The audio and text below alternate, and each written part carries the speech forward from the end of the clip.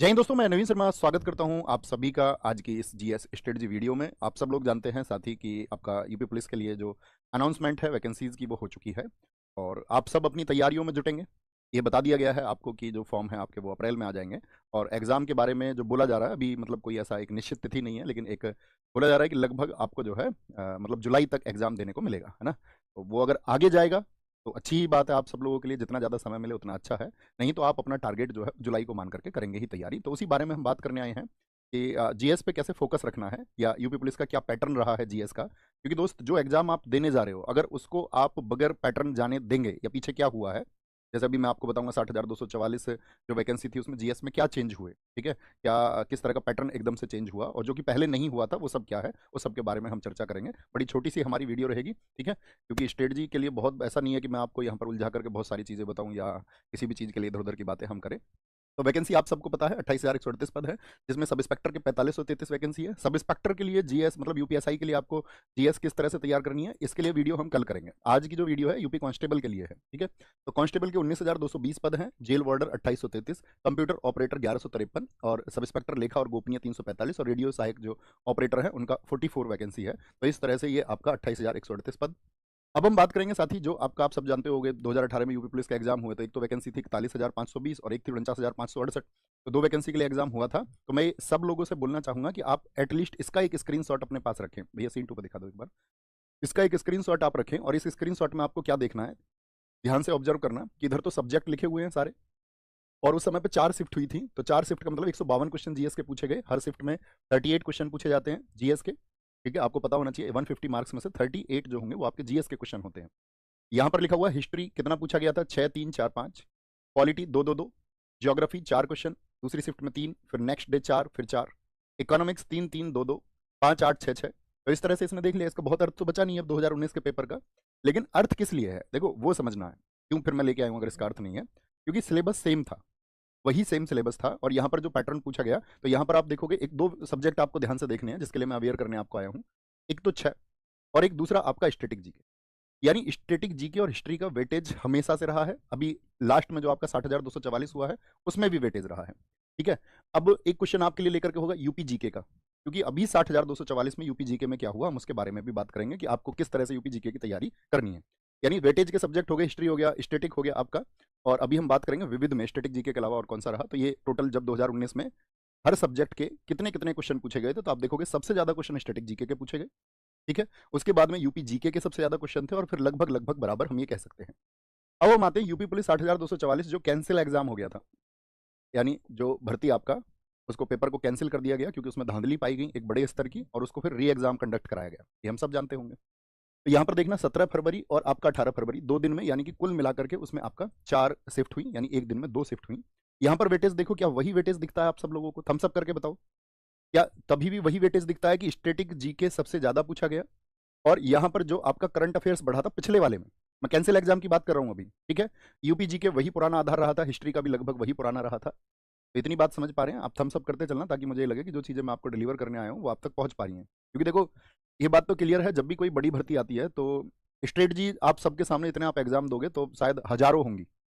और उसमें गलत बात भी नहीं है, हर व्यक्ति अपनी तरफ से एक अच्छा प्रयास करता है कि भाई गाइड किया जाए, तो वो एक अच्छे प्रयास हैं। लेकिन बहुत सारे लोग क्या हैं कि किसी भी तरह का प्रयास करते हैं और उसमें बस प्रयास ये रहेगा कि भाई जो है सिर्फ हम ही सबसे बेहतर हैं और कोई बेहतर नहीं है और हमारी स्ट्रेटजी सबसे बेहतर है। तो मैं तो स्वागत करूंगा उन सबकी स्ट्रेटजीज का भी कि ठीक है जिनको लगे सबसे बेहतर है।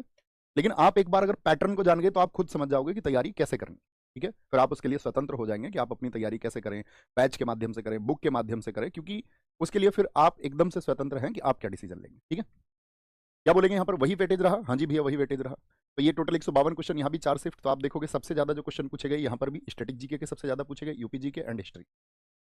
अब बात करें जो एग्जाम आपका अभी रिसेंट में हुआ, ये लेटेस्ट पेपर है आपका। और कभी भी दोस्त आपको तैयारी करनी हो किसी भी एग्जाम की तो हमेशा तैयारी होती है एक पिछले आधार पर।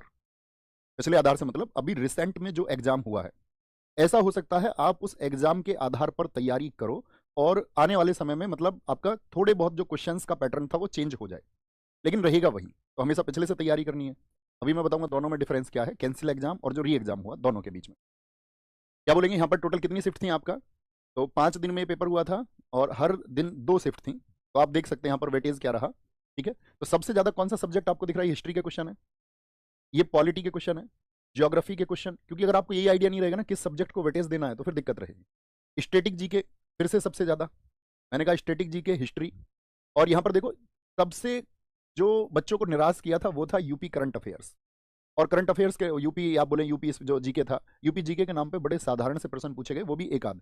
जैसा आपने देखा होगा पिछली बार नोएडा किस जिले में है, इतना साधारण क्वेश्चन पूछ लिया, गौतम बुद्ध नगर में है ना। तो बहुत मतलब अगर क्वेश्चन आई भी या जैसे यूपी की एक बहुत चर्चित कला है चिकनकारी, उससे क्वेश्चन पूछ लिया कि भाई लखनऊ में है, तो बहुत साधारण क्वेश्चन आए, तो आप सबके दिमाग में ये आएगा कि भैया जब हम इस बार तैयारी करेंगे तो हम यूपी जीके को इग्नोर करके तैयारी करें या कंसीडर करें। हमेशा से यूपी जीके पूछी जाती रही है, तो यहां पर मेरा मत आप सब लोगों के लिए होगा कि दोस्त आप यूपी जीके को तैयार करना, ठीक है। क्योंकि देखो आप पूरी जीएस को जब तैयार करते हैं तो ऐसा श्योर थोड़ी होता है कि भाई उत्तर की नदियों से ही प्रश्न आएगा और दक्षिण की नदियां नहीं पूछेगा। आप नदी तंत्र पूरा ही पढ़ते हो समझने के लिए। अब हो सकता है एग्जाम में सिर्फ नॉर्थ की रिवर से क्वेश्चन आए और साउथ की रिवर से ना पूछे, पॉसिबल है कि नहीं है? आप कहेंगे हाँ बिल्कुल पॉसिबल है, तो तब भी आप पढ़ते हैं ना। तो इसीलिए सिर्फ ये मान करके कि यूपी जीके में पढ़ूंगा ही नहीं, क्योंकि दोस्त अगर आ गया एग्जाम में तो आपको उससे नुकसान होगा, और अगर नहीं आएगा तो सबके लिए बराबर बात होगी।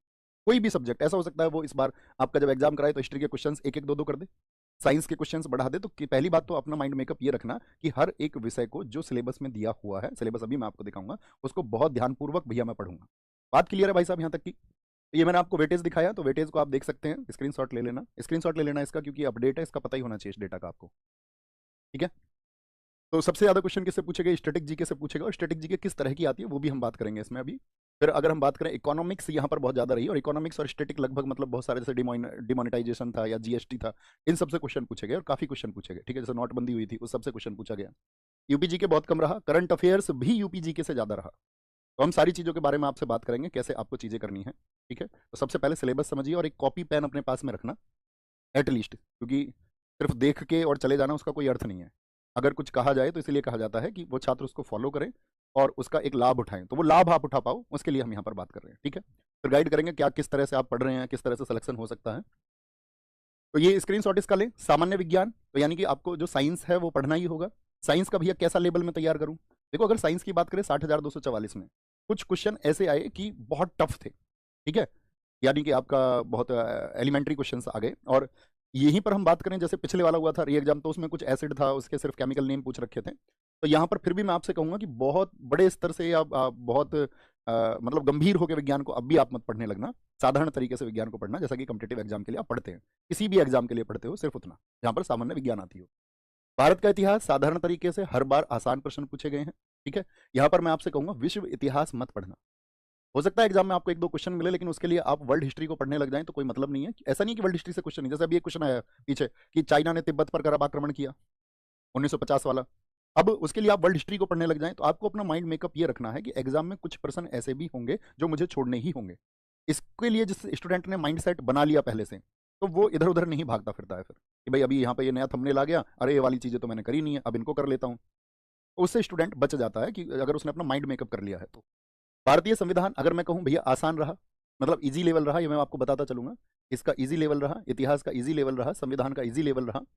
इकोनॉमिक्स, यहाँ पर टॉपिक इन्होंने अलग कर दिया कुछ इकोनॉमिक्स के। तो इकोनॉमिक्स जो जनरल इकोनॉमिक्स थी इसमें पूछी गई थी फुल फॉर्म। तो जब आप इकोनॉमिक्स को पढ़ो, बेसिक इकोनॉमिक्स पढ़ना, यानी इजी फॉर्मेट ही पढ़ना, लेकिन जितनी भी फुल फॉर्म है वो बड़े ध्यान से पढ़ना। जैसे कि मान के चलो आपका जीवीए जैसी फुल फॉर्म पूछी गई, या एनपीए जो नॉन परफॉर्मिंग एसेट्स होते हैं, तो आपका एमपीसी मॉनेटरी पॉलिसी कमेटी, ऐसे फुल फॉर्म पूछ ली गई आपसे, तो यानी कि फुल फॉर्म वगैरह को आप ध्यान से देखते हुए चलोगे। भारतीय कृषि, ठीक है, इससे मतलब ये तो ज्योग्राफी में आप कंसीडर कर लेंगे इसको। व्यापार, ये भी ज्योग्राफी में हो जाएगा आपका। जनसंख्या से क्वेश्चन पूछे गए, पॉपुलेशन से, स्टैटिक जीके का पार्ट हो गया आपका।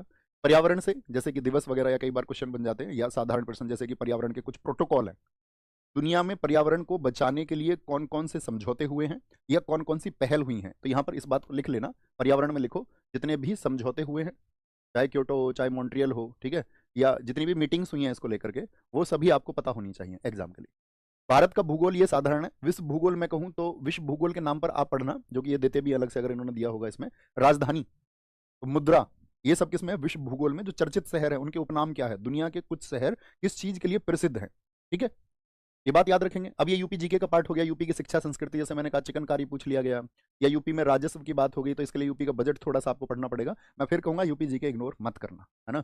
पुलिस व सामान्य प्रशासनिक व्यवस्था, मानवाधिकार ये बहुत हिट टॉपिक रहा इस बार भी, इससे क्वेश्चन पूछे गए, आपने देखा होगा ह्यूमन राइट्स से। तो ह्यूमन राइट्स कैसे शुरुआत हुई इसकी, ठीक है, 1948 से, या इसका क्या भी ओरिजिन रहा आपका, और अभी जो भारतीय राष्ट्रीय मानवाधिकार तक है, तो कंप्लीट इसको पढ़ना बहुत अच्छे से।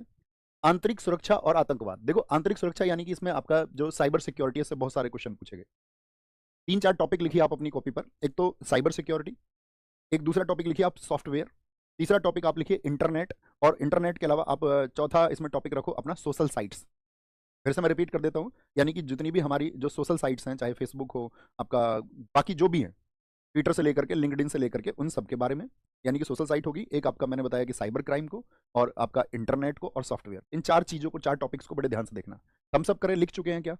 आपकी सारी बातों के मैं जवाब दूंगा, अभी पूछना थोड़ी देर, पहले मेरी बातें सुन लो, फिर मैं आपकी बातें सुनूंगा। ओके, भारत और उसके पड़ोसी देश, यानी कि भारत के पड़ोसी देश का जीके, कि भाई जो भारत का पड़ोसी देश है बांग्लादेश, उसकी आपका राजधानी क्या है, वहाँ की लंबी नदी कौन सी है, वहाँ पे करेंसी कौन सी चलती है, वहाँ की संसद का क्या नाम है, वहाँ का राष्ट्रीय खेल कौन सा है, तो वो एक जनरल इन्फॉर्मेशन आपके पास में होनी चाहिए। तो यहीं से वो क्वेश्चन पूछ लिया गया पड़ोसी देश वाला, कि भाई आप अगर चाइना का अध्ययन करोगे, तो भाई चाइना ने तिब्बत पर आपका आक्रमण किया, तो वही मैं कह रहा हूँ कि वो एस्केपेबल क्वेश्चन है, छोड़ने वाले प्रश्न है। राष्ट्रीय और अंतर्राष्ट्रीय महत्व के सामसायिक विषय, जो कि आपका महत्व में आपका इसमें मतलब अगर हम बात करें राष्ट्रीय विषय में, जैसे कि कोई भी ऐसा सरकार के द्वारा इनिशिएटिव लिया गया है जो राष्ट्रीय महत्व का है, उससे प्रश्न हो गए।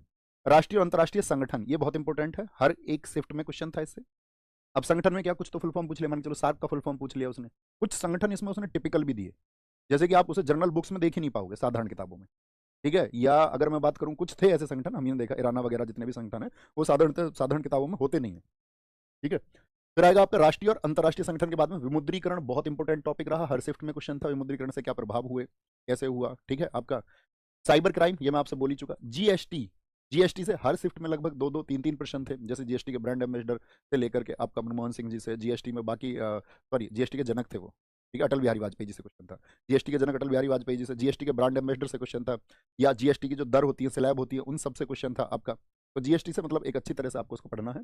पुरस्कार और सम्मान, यहाँ से भी क्वेश्चन पूछे गए, जैसे मान के चलो जर्नल, ये साधारण तरीके से आपको पढ़ने हैं, जैसे कि नोबेल पुरस्कार सीवी रमन जी का पूछा गया, या आपका सबसे पहले नोबेल पुरस्कार किसको मिला, इस तरह के साधारण प्रश्न। देश राजधानी मुद्रा, जैसे ब्राजील की करेंसी पूछी गई, ठीक है। महत्वपूर्ण दिवस, ये हर एक शिफ्ट में था, ये कैंसिल एग्जाम में भी और फिर से भी। अनुसंधान और खोज, ये बहुत महत्वपूर्ण है, इसमें कुछ टिपिकल क्वेश्चन बने थे, ठीक है। अब देखो यहाँ पे पुस्तक और उनके लेखक, अगर आप देखोगे इसमें आप फोकस करना सिर्फ इंडियन ऑथर्स पर, या 10-20 नाम ऐसे जो विश्व स्तरीय चर्चित हैं, नहीं तो फोकस किस पे करेंगे, इंडियन ऑथर्स पर।